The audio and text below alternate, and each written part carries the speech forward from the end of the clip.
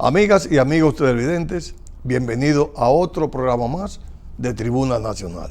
Hoy nos acompaña el ingeniero José Israel Cuello, quien es analista político. Con el ingeniero José Israel Cuello vamos a hablar sobre el reto que tiene el gobierno de la República Dominicana con la deuda eterna, con la inflación, la situación del COVID y lo que pasó en los Estados Unidos, que cumplió un año el pasado jueves, día 6, sobre el asalto al Capitolio por militantes y simpatizantes del Partido Republicano en los Estados Unidos. Pero antes vamos a unos mensajes comerciales. Hay momentos en los que estás abrumado, sin fe, sin esperanzas, y de repente un suceso te marca y cambia tu vida. Esto es lo que ha cambiado la mía. Ahora me siento más cerca de Dios, más cerca de mi familia, de mi iglesia y de mi comunidad. Ahora soy un joven más comprometido y más responsable con la verdad y el camino. Periódico Camino, al servicio de la verdad y la vida.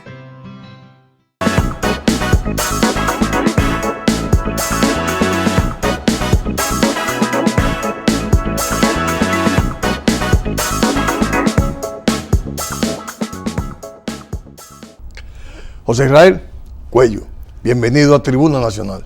Muchas gracias, Díaz Cueva, por tu invitación.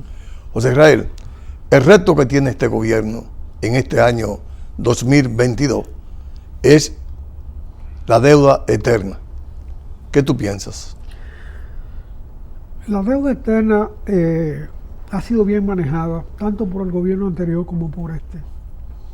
En la medida se ha establecido un ritmo de reenganche de la deuda, en que si bien no baja en términos de dinero,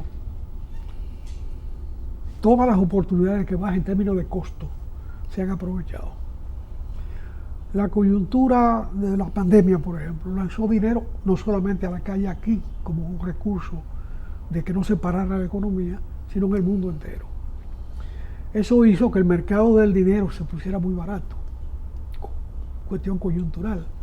Y eso permitió que el gobierno dominicano al mismo tiempo, y todos los gobiernos que más o menos trabajaron con sentido, con criterio profesional al respecto, aprovecharan la oportunidad para saldar las deudas más caras, más costosas, las que están en manos de privados, y acumular a deuda en las instituciones de crédito internacional que financiaban la pandemia y financiaban la crisis. De manera que en términos de obligación, no en términos del monto total, porque la deuda creció, pero en términos de costo de la deuda, ello ha bajado. El problema es mantener la economía abierta y la economía creciendo. Y los factores que desarrollan la economía dominicana se solidificaron mucho en la pandemia. Primero, la zona franca de Jaina, que tiene unas instalaciones muy modernas para productos médicos y cosas de ese tipo, vendió lo que no vendió en la totalidad de su existencia anterior. Y sobre todo se implantó en los mercados internacionales. Es cierto que esos eran sus mercados, pero ahora son mucho más amplios. Entonces, la situación se ha consolidado así. Y yo quiero que después que se hace una práctica de ese tipo, es más difícil, sobre todo porque se ha respetado la institucionalidad del Banco Central, cosa que Hipólito, a pesar de las advertencias que se le hizo en aquella oportunidad, y respetó totalmente. Pensó que ese era un cargo más que él tenía a su disposición, y no que era un cargo clave en la coyuntura entonces, donde había larvada una crisis bancaria interna, que su mal manejo del Banco Central provocó el estallido, o facilitó el estallido. Ese fue del banco el Baninter y su secuela, porque se fueron 4 bancos. De nuevo. Y no se fue la banca completa, porque alguien paró la jugada errática. Pero en esta oportunidad se ha mantenido la continuidad no solamente de la institucionalidad de la banca central, sino en la construcción, en las obligaciones del Estado, porque aquí la costumbre ha sido siempre que gobierno nuevo, contratistas nuevos y la cuenta vieja que la pague quien quiera, como pueda. Y incluso los ministros de finanzas normalmente cobran hasta un 40% por una deuda de un gobierno anterior. Eso se instauró con Hipólito. Cuando pasó Hipólito por el poder. No, antes. Desde que don Antonio subió al poder. Que le paró los pagos a todos los contratistas balagueristas, no todos los cuales eran vagabundos. Había gente muy eficiente ahí. Le paró los pagos y ellos tuvieron que vender sus deudas con un 40%. Porque si no, imagínate. Quebrado. Y donde se hizo la zafra de esa grosería fue en el interregno de Jacobo, en que sabedores de que iban a estar 43 días ahí nada más. Acabaron. Limpiaron el cartón. Y el ministro de la presidencia iba en persona con el banco, al Banco de Reserva y hacía los pagos y se quedaba con el 40. ¿Para quién? Yo no sé, pero ese es el método. Y ahora mismo, gente que tenía deuda de los gobiernos de Leonel, de los gobiernos viejos, cobraba. En algún sitio cobraba, en algún sitio le daba su propina. En una cosa sí ha fallado el gobierno, es en el manejo del problema de Odebrecht. Porque ahí hay una suma muy considerable, además, un detalle de la soberanía nacional que no se puede obviar. Estamos hablando del contrato más grande que alguna vez se haya concebido en este país. Estamos hablando del escalamiento de costos más grande que en proporción se haya hecho. Con relación al total neto del escalamiento de precios, es una brutalidad. Prácticamente casi una duplicación del costo. ¿Y el gobierno no puede mandar a hacer una evaluación? No ha tomado ninguna medida en año y pico respecto del contrato de Punta Catalina. Pero hay una compañía norteamericana que la está auditando. Bueno, una auditoría puede durar toda la vida. Nadie ha hablado de términos de esa auditoría, nadie conoce los detalles de esa operación. Se dice que no hay huellas de aquello. Designó un administrador que no tenía experiencia administrativa, aunque sí tenía experiencia profesional como ingeniero eléctrico, que se le olvidó comprar gas licuado a tiempo. Y ahí se paró una de las plantas. Dicen que ya entró, pero se sospecha. Sin embargo, por la cantidad de operaciones que se han hecho en licitación de compra de energía, parece ser que se está previendo o un crecimiento de la economía muy alto o fallas en el sistema. Pero una combinación de las dos cosas. Sí. Lo cierto es que el contrato de Manzanillo parece que al fin se resolvió con una empresa apadrinada por los que venden gas licuado de petróleo en el mercado interno, para los vehículos y para otros usos. Entonces se habló, creo que son 400 megas que se acordaron, pero no se ha hecho público esa asignación de contrato. Hay otra licitación abierta que es limitativa a las empresas que están vendiendo sobrantes energéticos en el mercado spot, que son las que están ya establecidas para tener precios de contrato, porque sale muy cara en el mercado spot y por la ausencia circunstancial de Punta Catalina se dieron cuenta que era preferible tener la garantía de precios de un contrato fijo. Y ahora abrieron una que puede llegar hasta 1000 megas, en un entorno de 800 a 1000 megas, que no sabemos cuál es quién es el beneficiario previsible de ese contrato jugoso. Yeah. Pero mientras tanto, los de Odebrecht están en el olvido. Estamos hablando de que ellos mismos reconocieron que reservaban el 22% de todos los contratos para fines no santos. José Israel, ¿y la inflación que anda por un 8%? La inflación es una consecuencia de la convulsión de la pandemia. Primero por la emisión monetaria mundial prácticamente sin límite. Y segundo por la desarticulación de los mercados internacionales, que dieron lugar, por ejemplo, a que los transportes de China hacia sus grandes mercados fuera de ella, porque ellos son hoy la fábrica del mundo, pues crecieran hasta un 40%, hasta un 50%. En esas condiciones los precios suben, como cosa natural. Si tú en vez de pagar $2,000 por un furgón, tienes que pagar $4,000, eso va al precio de venta del producto, en cualquier instancia. Era previsible y más de un economista importante del mundo hizo la advertencia. Es una forma también del conjunto humano recoger el papeletaje que está en la calle, porque encarecer la vida, la gente tiene que pagar más para recoger. Se le dio mucho dinero a la gente sin hacer nada y eso tiene sus consecuencias. O sea, no es un problema del Estado dominicano, es un problema mundial. Y eso va a cambiar todo el régimen de precios de la humanidad. No es la primera vez que desarrollo esa idea, porque aunque uno no tenga la capacidad acupunturística de los analistas del Banco Central, que dicen, tú punchas por aquí, sale por allá, tú punchas por ahí, se cura esto, se cura el corazón con la rodilla, eso no. Pero realmente la economía opera como un cuerpo vivo, en que tú te da un golpe en la rodilla y eso repercute en la cabeza. José Israel y amigos televidentes, vamos a unos mensajes comerciales para luego seguir con esta interesante entrevista con el analista político José Israel Cuello. Cut Cotton te hace sentir bien y lucir mejor. Elaborado con las mejores telas del mercado que se ajustan a tu cuerpo y te hacen ver elegante. Cut Cotton en camisetas, camisillas y polos en blanco y colores para niños y caballeros, con tallas para niños desde 2 al 16 y los adultos desde small hasta XL. Búscalo en las principales tiendas del país. Cut Cotton es un producto de M. González y compañía.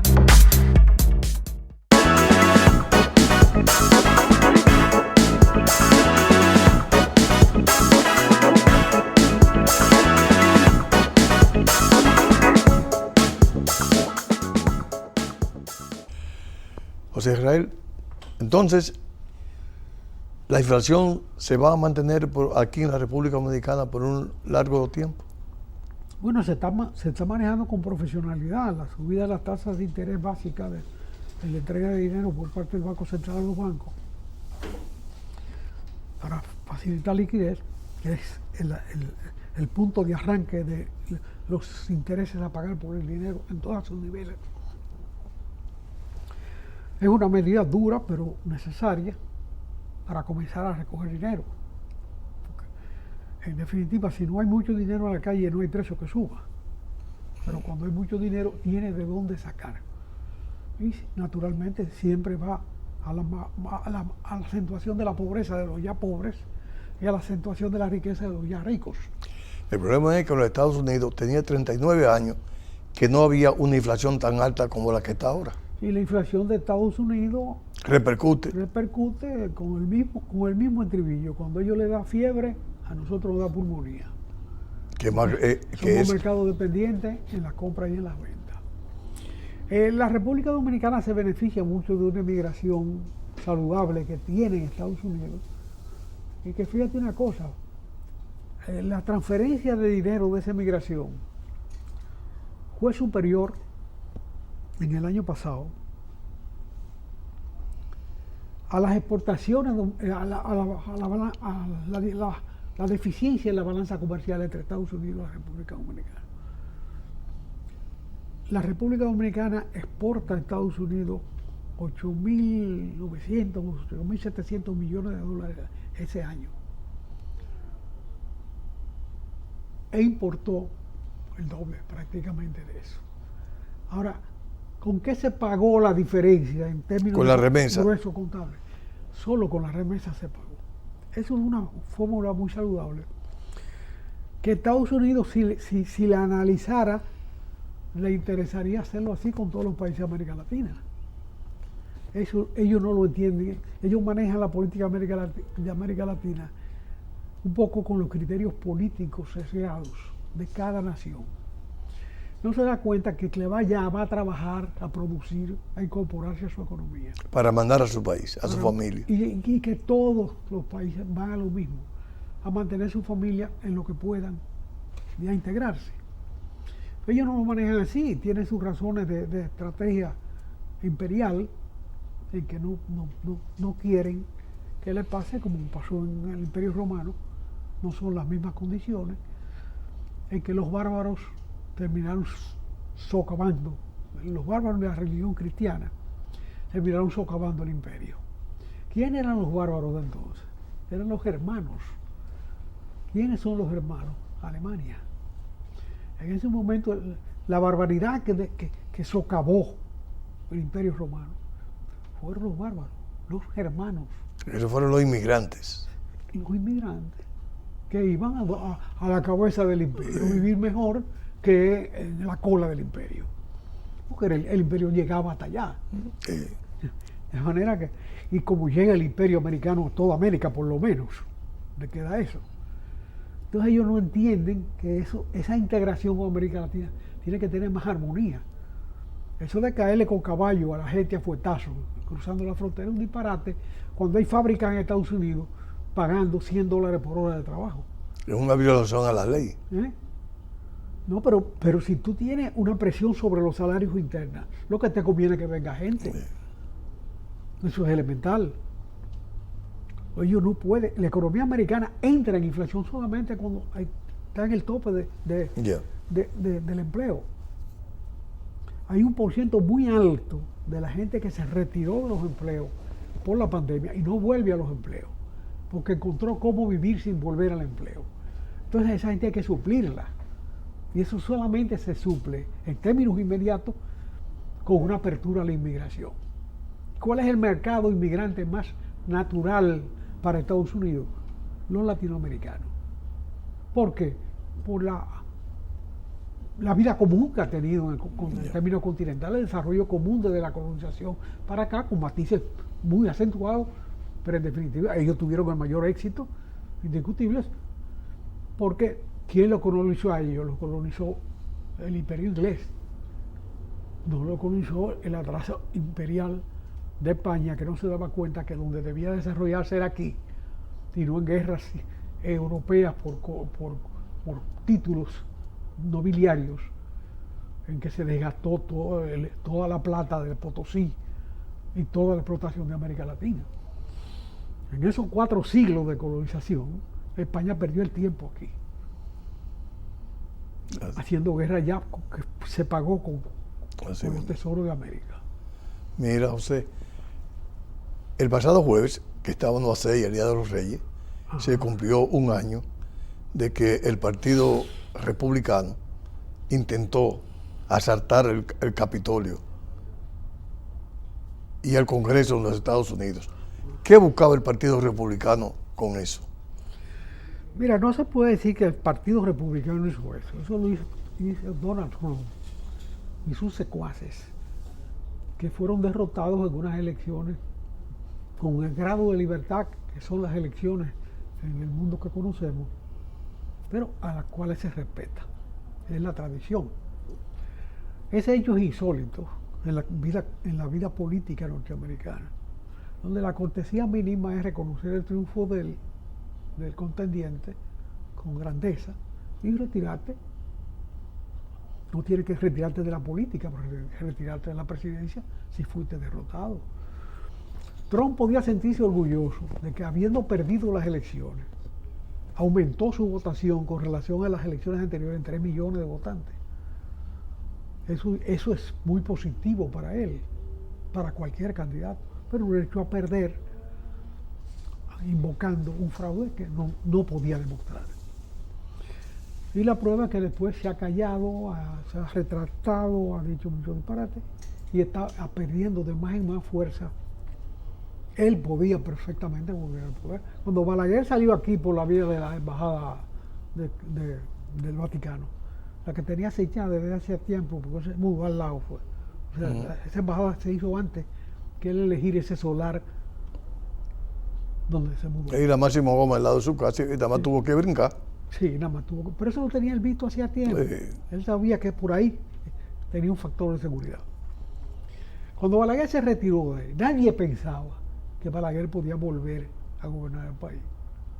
Y cuando perdió las elecciones del 78 y se despegó ese paradrapo con tantos pelitos rasgados, que hizo, resistió de 20 maneras, porque toda esa resistencia él la tutelaba y la manejaba, pero él le daba arraigo político, sin llegar a desconocer los resultados. Nadie pensaba entonces, cuando le entregó a don Antonio Guzmán, que era un pobre hombre, sin experiencia política ninguna, llegar a la presidencia. Yo creo que no había tenido ningún cargo público nunca. Sí, en el gobierno de Bosch, en el 63. Sí, había sido ministro de Agricultura. Sí, había sido ministro de Agricultura. Pero no tanto por él, como por ser concuñado del Viviña, que era el ministro de las Fuerzas Armadas que le dejaron los cívicos ahí. Porque eso de Elvis Viña Román. Sí, eran concuñados. Sí. Casados con dos hermanas, Sí. lo dije en francés.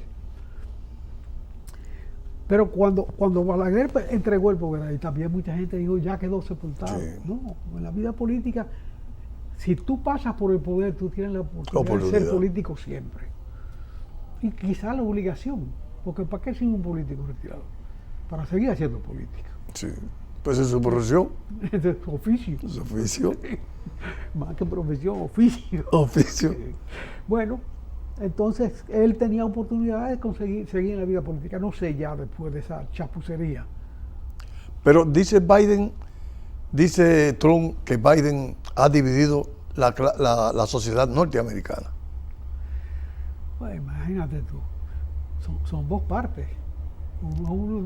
¿Quién dividió a quién? Ya. La división la trazó él con el desconocimiento de las instituciones. De las instituciones. El país que invoca las instituciones permanentemente y las impone a muchos sitios. Ya. O sea, brevemente, el problema haitiano, brevemente. El problema haitiano sigue sin solución haitiana. Y mientras no tenga solución haitiana, no tiene solución. Ahí hay que sembrar semillas de crecimiento económico, semillas de trabajo. Y no sé por qué los americanos no toman la lección de la República Dominicana vecina, que nutrió una emigración a su territorio, armónica con su propio desarrollo, que dejó de que esto fuera un conflicto para ellos, a que fuera un modelo para sus intereses. Es elemental. Yo siempre pensé que aquel paquete de gente que dejaron llegar a Haití, de Haití, unos 20.000, 25.000 que dejaron entrar cuando hubo una de las catástrofes de Haití, que fue un terremoto. El terremoto. Sí, que esos iban a comenzar a volver y a sembrar una cultura de trabajo y de relaciones distintas. Pero es muy corto el periodo, porque realmente esa devuelta del emigrante dominicano se nutrió desde una emigración que comenzó en la propia era de Trujillo, de gente que se podía ir, se arraigaba allá, pero siempre mantenía una relación con el país. Y que después de la muerte de Trujillo se hizo masiva. ¿A dónde se fueron a parar todos los maestros que se perdieron aquí? Allá. Estados Unidos. Para allá cogieron a formar latinoamericanos que van a estudiar en escuelas en español allá. Ya. Bien. José Israel Cuello, amigos televidentes, muchas gracias por haber estado con nosotros y yo espero que estén conmigo en otro programa más de Tribuna Nacional.